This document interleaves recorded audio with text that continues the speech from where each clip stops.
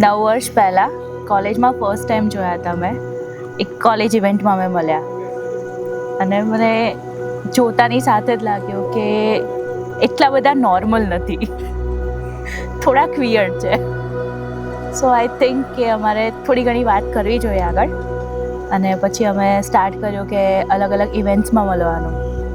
Madam થોડા આમ ઘમંડી type હતા, ઈગોવાળા, એટલે અમારે 36નો જ આંકડો હતો પહેલેથી.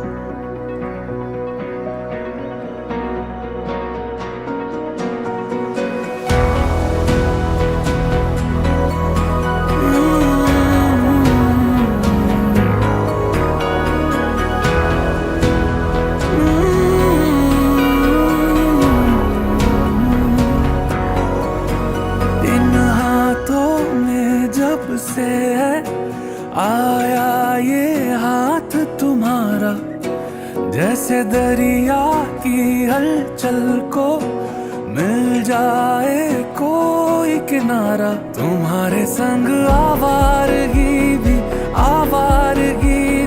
देती है जैसे सुकून. વેલ, મને પોઈન્ટ થોડીક એ વધારે સારું લાગ્યું કે હું નોર્મલી કોઈની પર આટલો ખર્ચો નહીં કરતી. મેં ફર્સ્ટ ટાઈમ એમના બિલના પેમેન્ટ્સ કર્યા. એ થોડુંક અલગ હતું કે હું આવું વિચારી નથી શકતી કે હું કોઈની માટે પેમેન્ટ કરીશ. तुम हो तो सुबह नहीं है, तुम हो तो शाम हंसी है, एक दुनिया सपनों सी है, तुम हो तो इस पे यकीन है, तुम हो तो सब अच्छा है, तुम हो तो वक्त थमा है, तुम हो तो ये लम्हा है, तुम हो तो इसमें सदा है.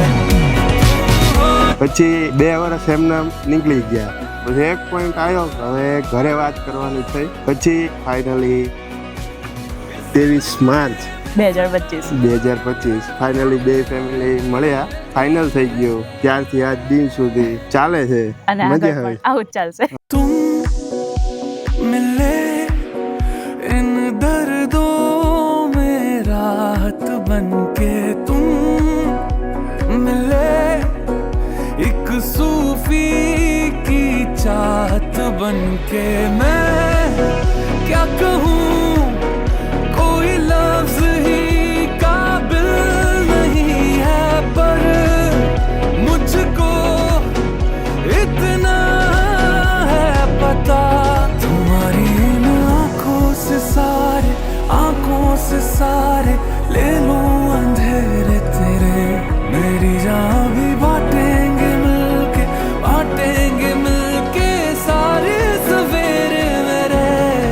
અમારા રિલેશનશિપમાં સૌથી મોસ્ટ ઇમ્પોર્ટન્ટ કહી શકીએ તો મારી ફ્રેન્ડ્સ છે, કે અમને જ્યારે બી ક્યારે પ્રોબ્લેમ થતા હતા તો સોલ્યુશન માટે અવેલેબલ હોતી હતી.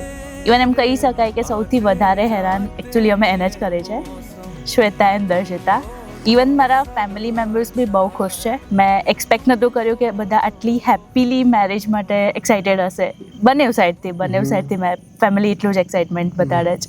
तुम हो तो धूप है मध्यम, तुम हो तो छाँव है हरदम, तुम हो तो हक में है मेरे आते जाते ये मौसम, तुम हो तो सब अच्छा है, तुम हो तो वक्त थमा है, तुम हो तो ये लम्हा है, तुम हो तो इसमें सदा है.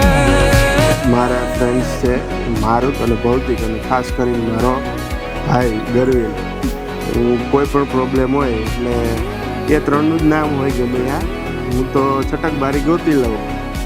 અચાનક આવે કોઈ વાર ઘરે, ખબર પડે કે બસ જો આના નામ ઉપર ગયા છે.